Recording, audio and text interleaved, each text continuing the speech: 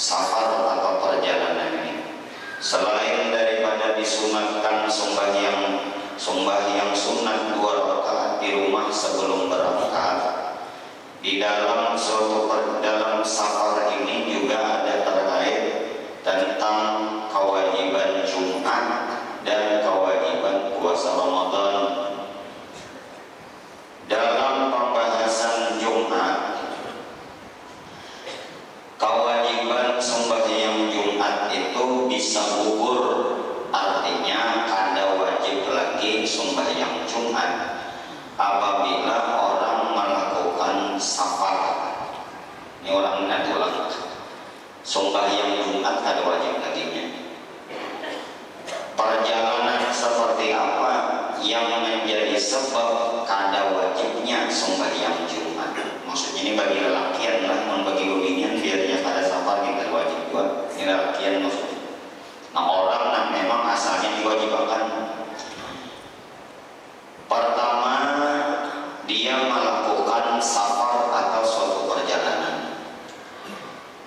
Dalam menggugurkan kewajiban Jumat itu kada ada syarat perjalanannya itu jauh benar.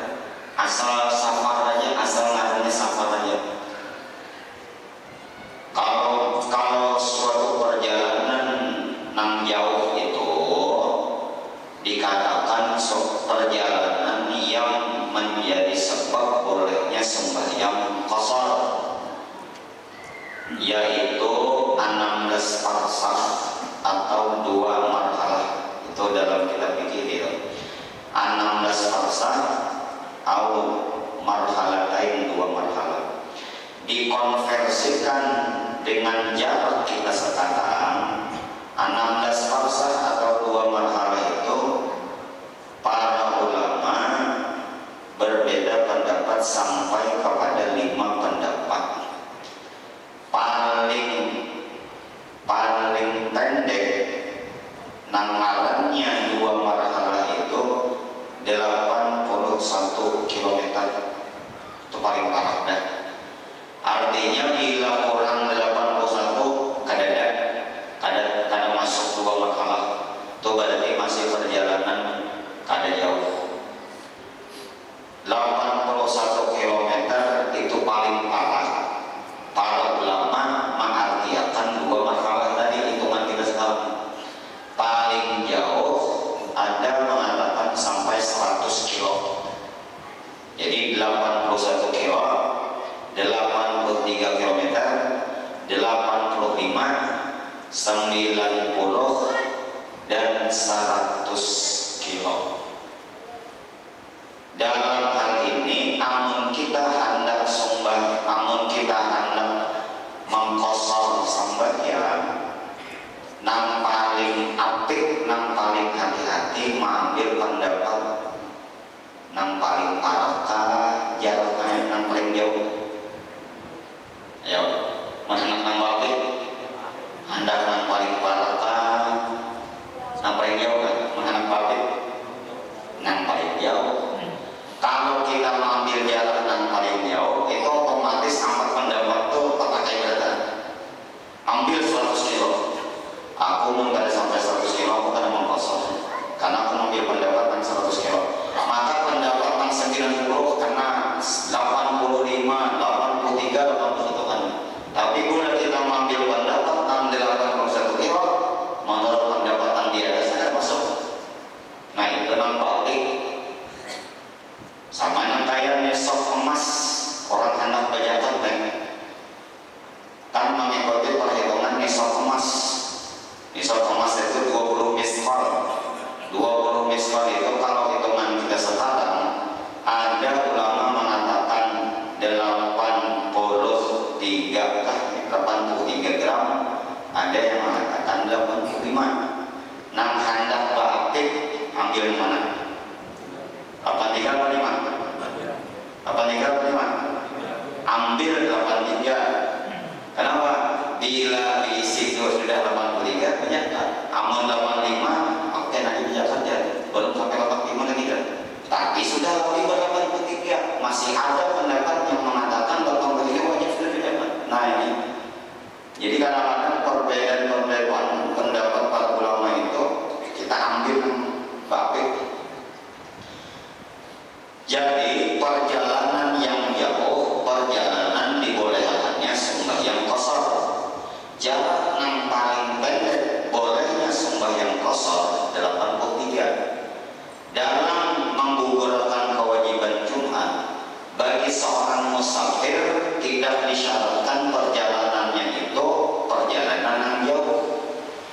orang dari 81 kilometer pun itu sudah bisa menggugurkan kewajiban Jumat.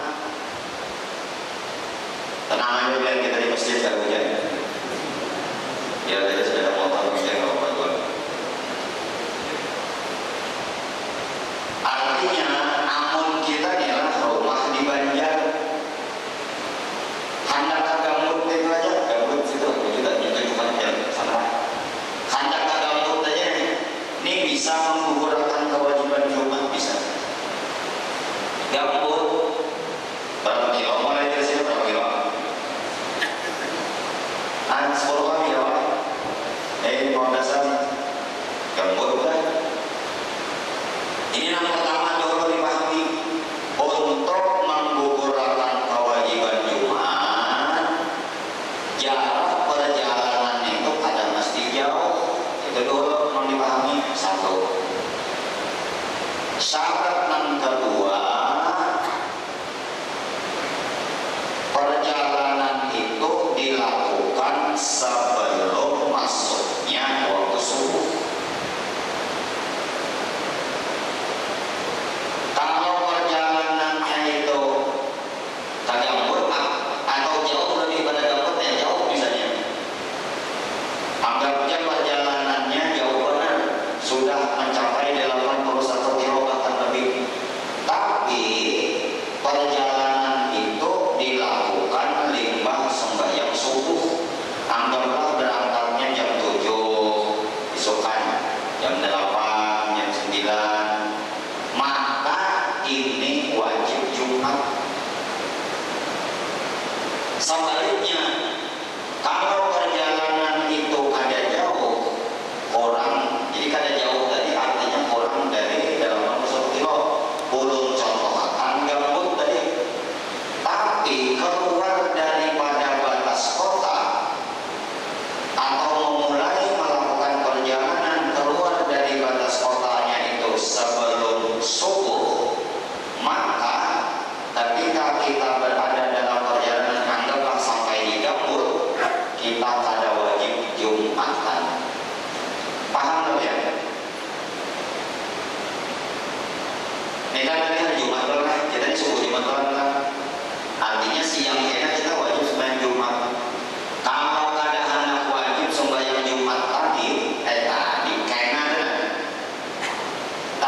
kita meninggalkan Banjarmasinnya, keluar dari batas kota Banjarmasin menuju gambut tadi sebelum adzan subuh, ada wajib pakai Jumat. Tapi kadang mungkin juga orang saban subuh Jumat ke gambut situ, karena Banjar bila jam 4 keluar dari batas kota subuh Jumatnya udah menggugurkan wajib. Nah ini katanya bersih aja ini, lain kesah pulang.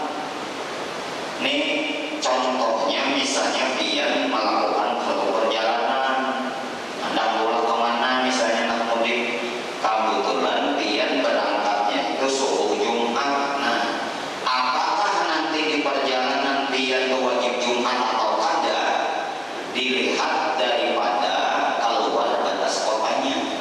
Apabila keluar batas kotanya sebelum subuh, perjalanan yang pendek pun ada jauh, itu sudah menggugurkan wajib. Apalagi jauh, pahamlah.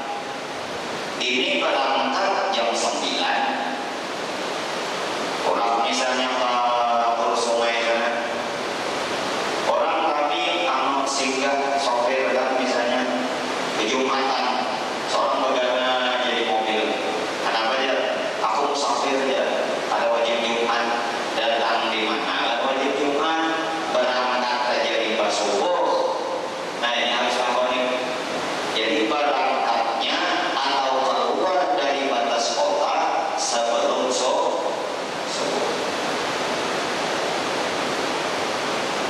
Dia dalam perjalanan ini dasar tujuh orang-orangnya jangan menjadi sebab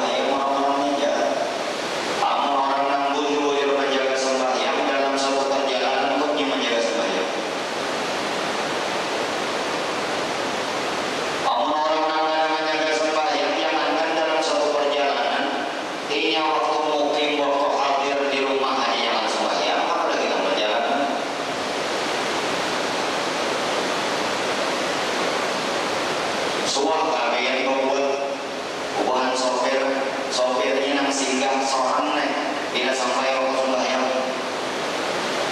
singgah dulu kita di sini nama sembayangan dulu di sini suah ada nang merancang disinggahkan di mana baru jam lain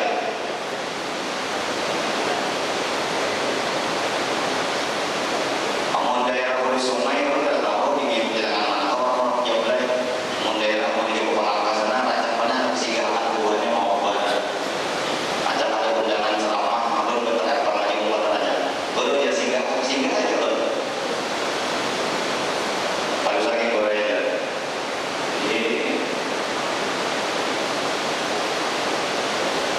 jadi kadang-kadang kita adalah tabuan motor nak Hulu Sungai taksi nang Hulu Sungai kebetulan sopirnya memang ada kesinggah nang di motor nih juga penumpangnya ada di bawah kita singgahkan waduh ya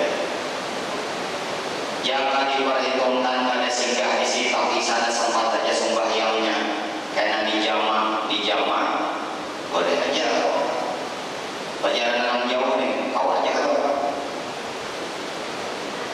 ini kadang-kadang di sini sampai waktu misalnya sampai sini sudah waktu zuhur kadang juga singgah anak sembahyang jamaah takdim sampai di sana bagiannya jamaah takhir kita sembahyangnya nah di situ kita mau uji keimanan kita cinta akhirat kan cinta dunia kan artinya cinta dunia sayang mengeluarkan duit amun aku bersinggah sopirnya berarus berarti ongkos tambang 2 kali temannya amun orang yang punya cinta akhirat duit ada jadi masalah kau aja dicari tapi mau meninggalkan kewajiban berdosa kepada Allah ngalih kita bertobat minta ampun kepada Allah Subhanahu.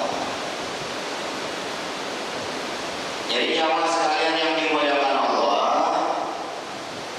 ini yang terkait hukum fikih masalah perjalanan ini yang pertama perjalanan bisa menggugurkan kewajiban Jumat dengan syarat keluar dari batas kota sebelum subuh. Kalau kita orang Banjarmasin hendak ke Hulu Sungai, batas kota kita di mana?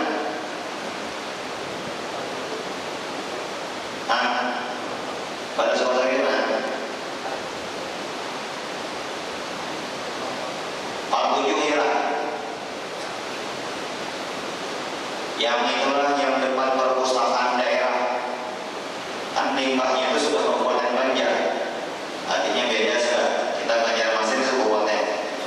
Kalau kita hendak ke Malambahan atau ke hendak ke Palangkaraya, kan lewat Kayu Tangi, lewat Andil Bakti. Mana batas kotanya? Mana? Jambatan Pasir, sebab turun pada itu sudah Kabupaten Baritokuala, Alam Damas. Nah, ini yang pertama. Yang kedua, hukum pesafar suatu perjalanan yang terkait masalah kewajiban puasa Ramadan. Nah, kita ini kan para puasa nih. Di dalam Al-Quran, seorang musafir itu boleh ada puasa. Wa in kuntum marda aw ala safarin fa iddatun min ayyamin ukhra. Itu ayatnya. Wa in kuntum marda, jika kalian sakit aw safarin atau melakukan suatu perjalanan, artinya boleh berpuasa. Fa iddatun min ayyamin ukhra, maka beberapa jumlah bilangan hari yang pada waktunya sakit kada puasa tadi atau beberapa hari nantinya dalam perjalanan itu nanti dibayar puasanya atau diqadha pada hari-hari yang lain. Fa'iddatun min ayyamin ukhra. Dari ayat ini menyampaikan informasi kepada kita bahwa seorang musafir boleh kada puasa Ramadan. Boleh. Tapi perjalanan seperti apa yang boleh kada puasa? Maka disitulah para ulama ahli fikih menjelaskan kepada kita. Namun kita hanya memahami dari ayat Al-Quran itu sendiri, maka kita akan menyimpulkan asal perjalanan aja boleh kada puasa. Padahal ada syarat-syaratnya.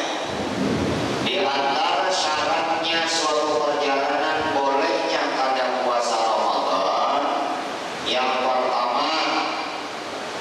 pertama perjalanannya itu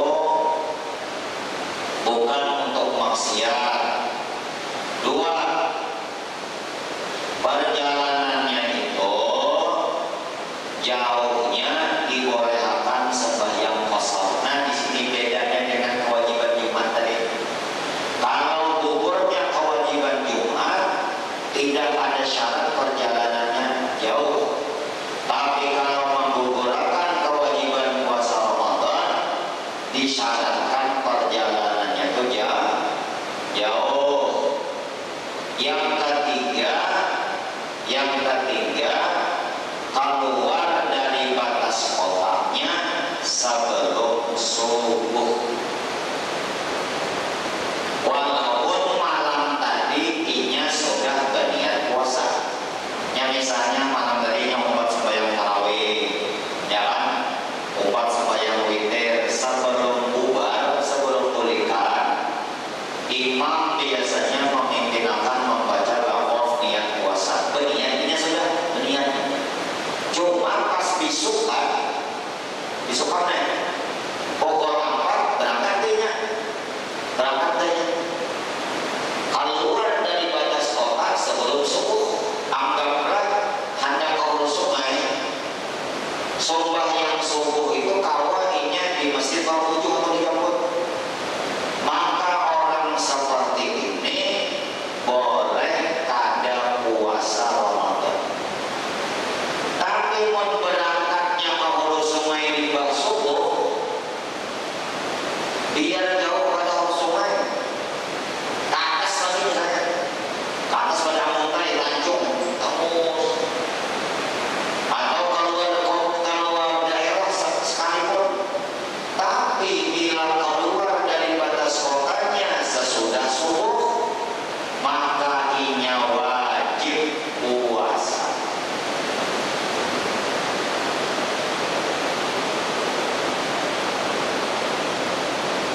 Keluar dari batas kota sebelum subuh atau sesudah subuh ini, jamaah sekalian, menyatakan boleh kada puasa sama wajibnya puasa itu aja. Adapun afdolnya yang mana tergantung orangnya. Kalau dia berangkat ke hulu sungai bulan Ramadan ini, keluar dari batas kota sebelum subuh, hukumnya dia boleh kada puasa. Tapi afdol mana, dia hendak puasa atau kada puasa, tergantung dia. Maksudnya apa? Setiap orang berbeda-beda. Aman masalah boleh kada puasa sama bertanya. Aman cadar nanti inya puasa dalam perjalanan tadi, disebutkannya puasa lalu ia keberatan tadarur namanya. Mungkin saya merasa mudarat lah, dirinya mau kawiyuhan mungkin kan dan sebagainya. Maka afdol inya kada puasa. Tapi bila dalam perjalanan tadi walaupun sebelum subuh keluar dari batas kota, puasanya nyaman aja, bila dibawa puasanya nyaman aja, maka afdol inya puasa. Kira-kira perjalanan kita di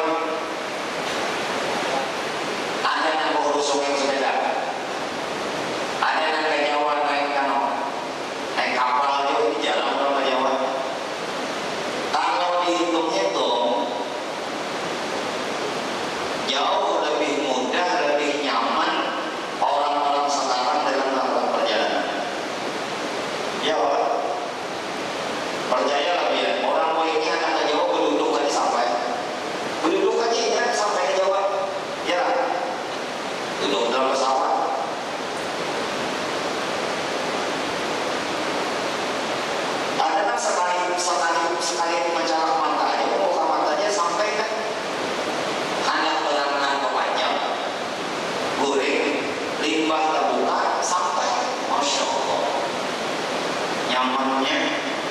Menorang dulu melakukan suatu perjalanan yang menualailah seharian semalaman. Namaran 16 farsah mengarah golongan Allah itu seharian semalaman ya sampai. Itu kalau bertahan-tahan ya. Jadi tetapi secara hukum nih boleh orang tadi kada puasa, malah musafir boleh kada puasa, jarak yang jauh dan keluar dari batas kotanya sebelum subuh. Amun afdolnya inya seorang yang bisa menilai dirinya. Aku ini nyaman aja kah puasa bila musafir atau kanali. Nah ini nang sering banyak orang-orang awam nang kada tahu. Dikiranya asal musafir aja boleh berpuasa, padahal ada syarat-syaratnya. Kemudian seorang musafir yang kada puasa tadi, yang memangnya boleh kada puasa tadi, apabila nantinya kembali atau apabila habis bulan Ramadan, maka kewajiban mengqadha puasa. Jadi ada dalam hadis Nabi SAW,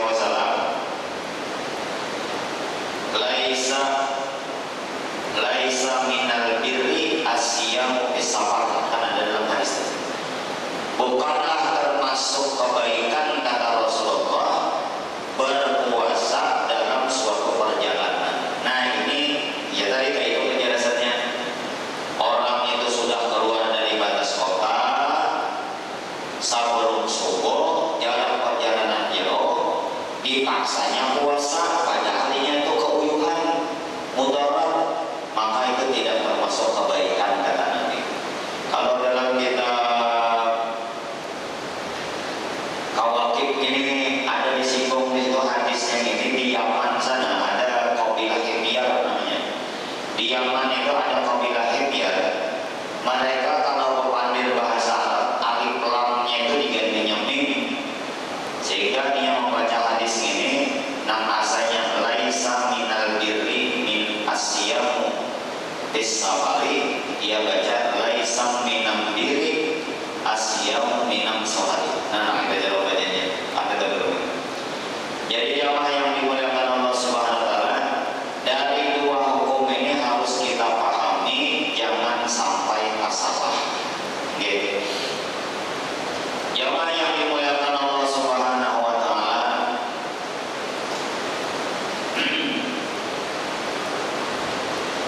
maka disebutkan wa idza kana namlul muakkatu nubiba qadahu kama taqaddam. Apabila kerukunan sembahyang sunat yang memiliki waktu itu, maka disunatkan mengqadanya sebagaimana penjelasan terdahulu. Jadi sembahyang sunat pun itu disunatkan diqadha apabila kita kada sempat mengerjakannya, waktunya habis. Sembahyang sunat yang mana? Sembahyang sunat yang memiliki waktu. Semalam sudah kita jelaskan, ada sembahyang sunat yang memiliki waktu, ada sembahyang sunat yang memiliki sebab. Ada sebab badahulu, ada sebab badudi.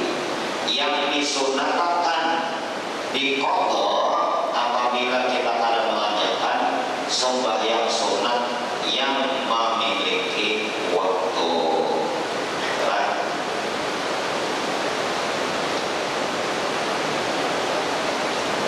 Jemaah yang dimuliakan Allah Subhanahu wa taala, sebagaimana yang telah kita jelaskan terdahulu bahwa melakukan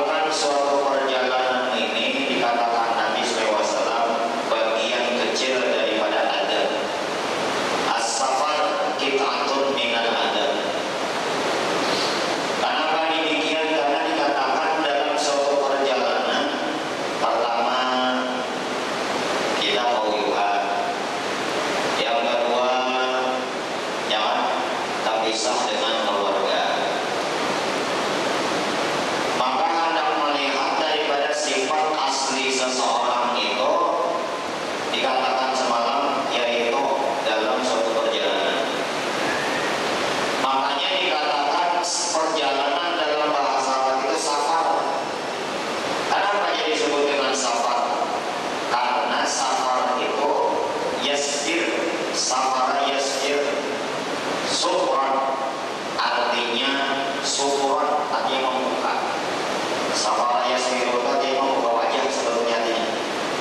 Artinya menyingkap sifat asli seseorang. Semalam ulun kisahkan kisah Sayyidina Umar. Nang Sidin ada pangkat pegawainya. Masing-masing orang menyodorkan saudaranya, kerabatnya, keluarganya supaya ditunjuk oleh Sayyidina Umar penjabat. Namun Sayyidina Umar kada hendak langsung mengangkatnya dan melantiknya. Terlebih dulu Sayyidina Umar hendak menakut kayak apa sifatnya, kayak apa akhlaknya, kayak apa kepribadiannya. Lalu orang-orang yang menyodorkan itu pun jelas mengatakan bahwa orang yang disiapkan ini orang baik. Ujar Sayyidina Umar, dari mana dia tahunya baik? Maka dikatakan, aku ajak melihatnya sembahyang di masjid. Ia melakukan ini, ia melakukan itu. Kata Sayyidina Umar, itu belum menyingkap, belum ketahuan daripada sifat aslinya. Maka Sayyidina Umar pun bertakwa. Ujar Sayyidina Umar, ada 3 pertanyaan Sayyidina Umar. Ujar Sayyidina Umar, yang pertama, apakah engkau tinggal di sampingnya? Ya Sayyidina Umar, ikam rumah ikam perhigaan kalau rumahnya. Artinya ikamnya tetangganya Pak. Karena tetangga itu ia tahu terus keadaan tetangganya. Kita bertetangga dengan orang, kita tahu terus orang tua orang, kita tahu orang kita, keseharian kita. Namun kita pada waktu sekali dua ini kita kan tahu sifat asli. Iya dulu semalam pun dia tidak tahu sifat asli urut, betapa tetangga urut.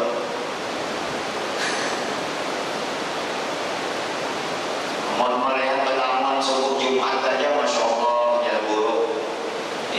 Bagus banget asli dia. Nah, orang saya nurut ya malah. Tidak mau utang pada bayar kan? Satunya musik mengganggu orang kan? Ada cocok kawan tetangga kan? Nah, itu keseharian. Siapa yang tahu itu? Tetangga. Tetangga. Maka punya orang tadi wahai Khalifah, ulun ini lain tetangganya. Jadi dia Sayyidina Umar, ampun ikam lain tetangganya, berarti ikam pada tahu sifat aslinya.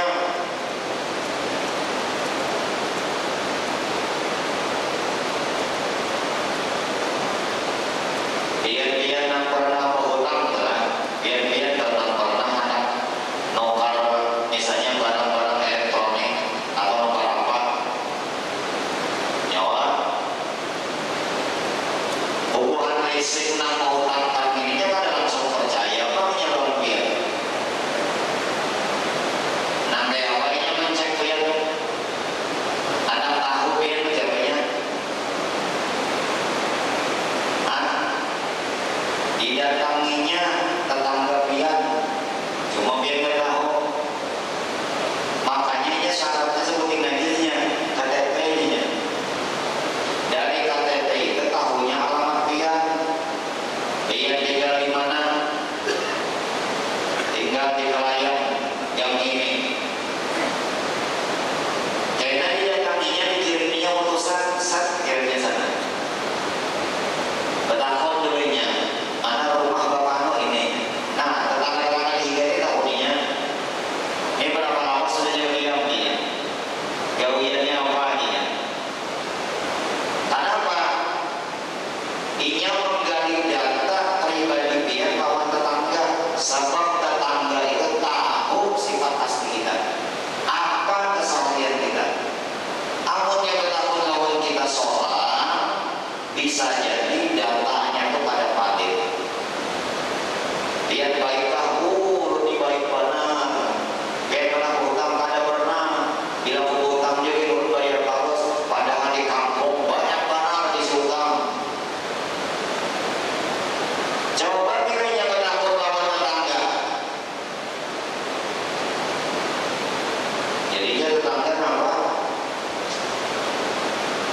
presiden ini ya itu tahu soal baca saya lagi ngutang. Nah itu jadi catatan tuh bukan prinsip kayak yang ulangannya itu tadi setujunya kan permohonan dia. Kenapa? Sebab data yang diterimanya dari tetangga itu lebih kuat dan lebih valid daripada data yang dia sampaikan secara pribadi. Paham tak maksudnya? Oleh karena itu jamaah yang dimuliakan Allah, baik-baik lawan tetangga. Bila tetangga memandangkan kita tahu baik, insya Allah termasuk orang baik.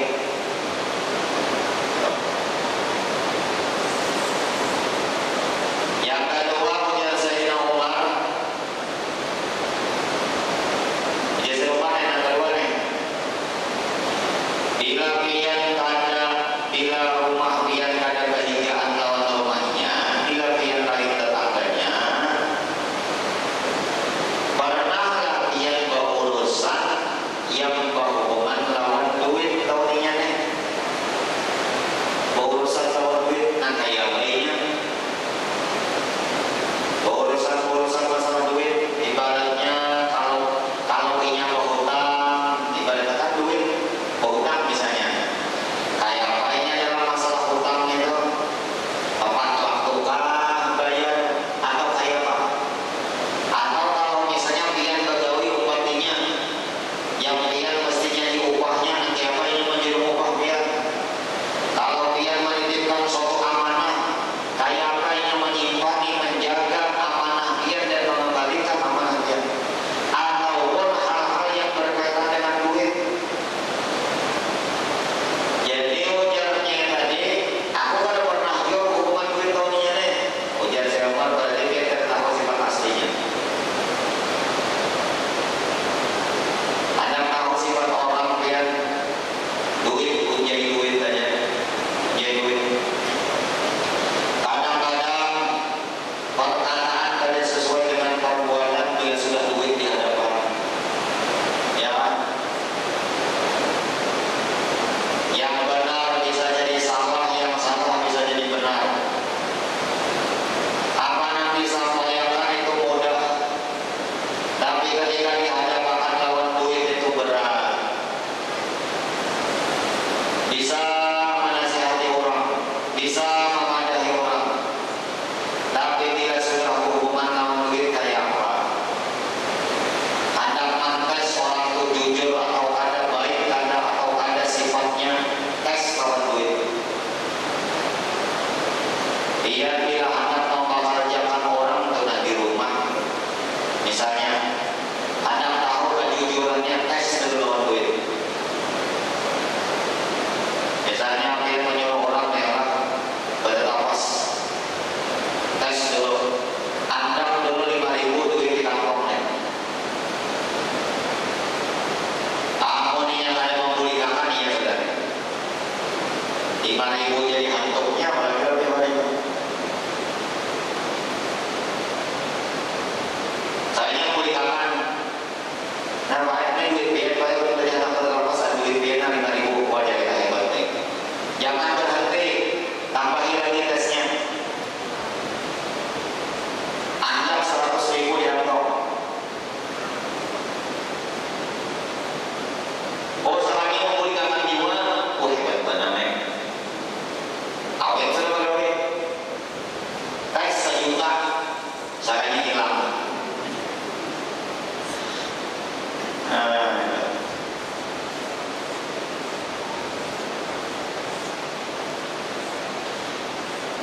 Urusan tentang hubungan lawan duit ini sebetulnya sifatnya umum. Kayak kita jadi bendahara, nah mengikuti duit orang banyak nih, amanah dapat, nah itu tahu orang sifat aslinya. Maka kadang-kadang sebelum mengikuti duit orang banyak,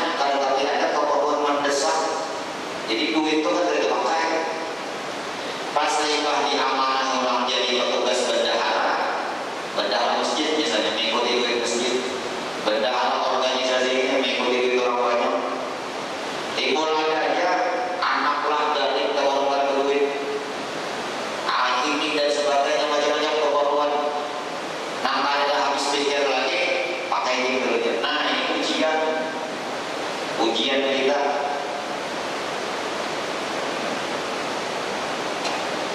Jadi berat banget. Makanya dikatakan mencari orang pintar itu mudah, tapi mencari orang jujur itu memang sulit. Sulit banget menjalur. Nah, pada mau mengambil hak orang lain, 1 rupiah pun pada mau. Nah, itu hebat banget.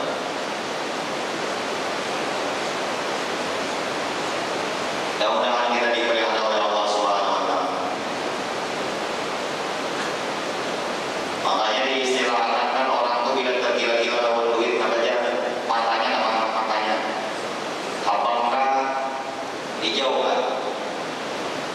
Duit kita Indonesia nah hijaunya ada hijau 20.000. Hijau di situ mengarah kepada dolar. Jadi disebut dengan matanya hijau karena kalau di dalam kartun itu ada US dollar dan akhirnya ada duit dolar itu warna hijau. Pada akhirnya mestinya mata pink, mata pink. Ada 2 mata nilai duit yang paling ganas, pada kita warnanya pink.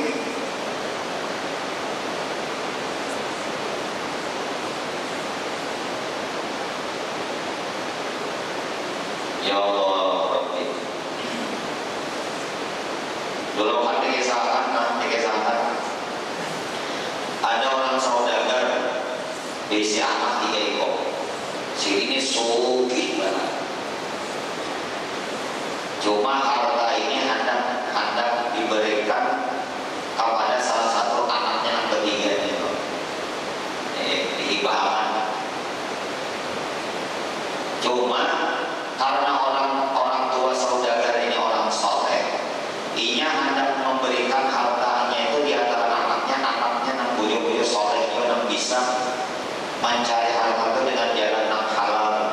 Kemudian ketujuh berinfak, ketujuh memberi orang. Nah, ketiga ini anaknya tak tahu lagi sifatnya kayak anaknya hendak menguji kejujuran anaknya kan. Nah, kayak apa caranya? Jadi dikumpulkan sidin pada suatu malam. Anak yang ketiga ini dijulung sidin biji tumbuhan.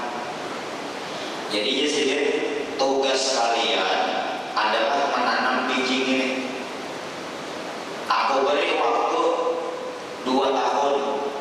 Apabila biji ini tumbuh menjadi pohon yang bagus, yang indah, ya kan? Tumbuh subur, berkembang, bahkan sampai berbuah, maka itu aku serahkan di sini. Harta ini serahkan. Dijulunglah biji ketiganya. Lalu anak ketiga dan ketiga sanatnya ini masing-masing keesokan harinya yang menanam biji yang diserahkan oleh orang tuanya tadi. Mulai nang kakak, nang pertengahan, yang paling halus mana namanya. Berlalulah waktu sebulan, 5 bulan, 6 bulan, setahun. Di sana nang paling Tuhan, yang pertama lawan yang kedua, biji nang ditanam nang diserahkan oleh orang tuanya tadi berhasil. Mau tumbuh.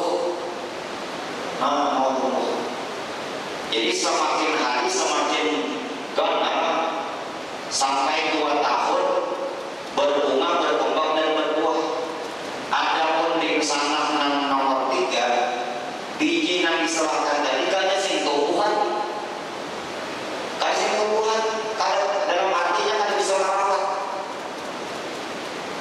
Maka sampailah pada waktu yang ditentukan, 2 saudaranya yang pertama lawan yang kedua ini senang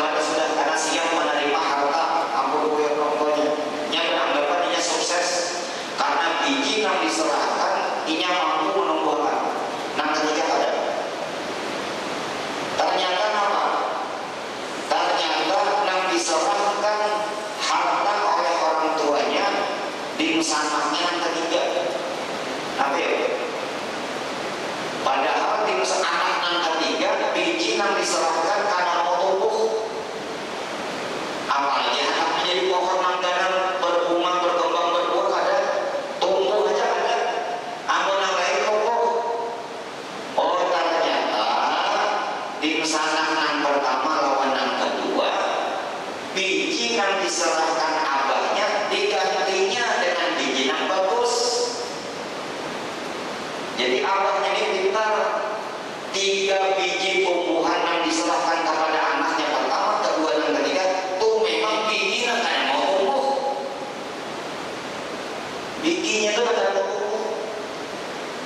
Maka dari situ beliau paham, berarti anaknya yang pertama dan kedua culas mengganti, sedangkan anaknya yang ketiga jujur. Kan kau nak mengkas kejujuran. Ini menyangkut masalah harta.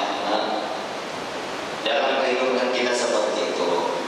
Jadi anak tahu sifat asli orang, teslah dalam masalah urusan duit.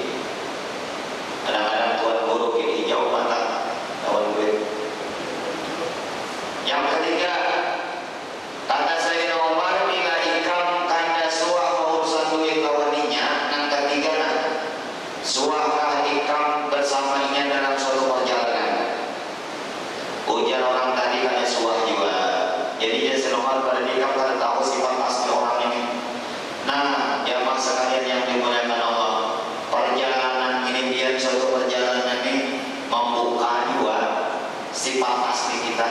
Kita tulang kawan orang tenang, tahu tidak sifat aslinya. Orangnya yang penyabar, orangnya yang tergesa-gesa, orangnya yang penyanyita, pemamaian, tahu orang berjalan. Apalagi waktu macet, tahu pemamai aja. Kena pulang bannya miris, mesin mobilnya mati, kelihatan kesabarannya kan orang yang sifat sabarnya ketahuan. Di orang pemanasan ada ketahuan di situ. Nah, disitulah disebut safar itu sebagai safar karena dia membuka daripada sifat asli seseorang. Ini dia penjelasan tentang hukum dan hikmah yang berkaitan dengan sembahyang sunat safar. Mudah-mudahan ada mantap dan barokahnya. Mudah-mudahan Allah Subhanahu wa taala mengampuni segala dosa dan kesalahan kita. Allah kabulkan hajat kita dunia dan akhirat. Amin Allahumma amin. Pada orang ada maaf dia akan hujan, tapi hujan itu sih biasa tengah harinya. Juga kabarnya sudah minta ampun, minta maaf, minta mudah-mudahan Allah taala sampaikan kita di bulan Ramadan al-Mubarak dan mudahkan kita untuk mengisinya dengan ketaatan dan ibadah kepada-Nya. Amin Allahumma al-Fatihah. A'udzubillahi minasyaitonir rajim. Bismillahirrahmanirrahim.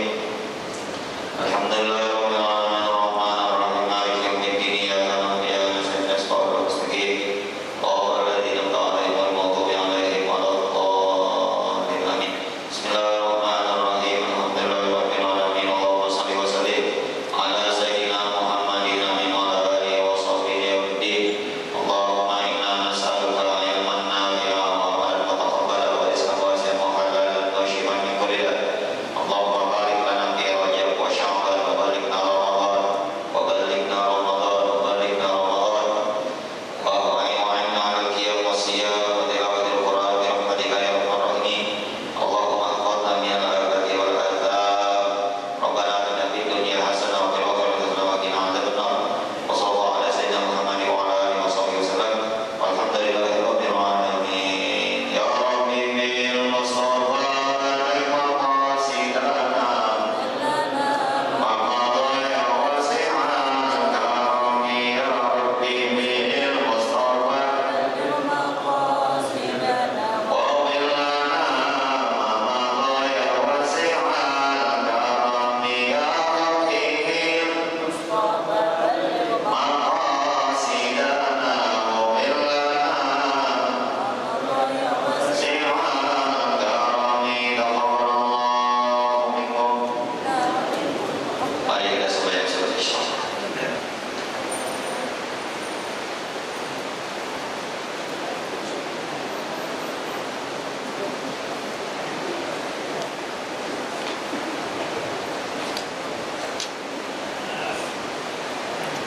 Astagfirullahaladzim.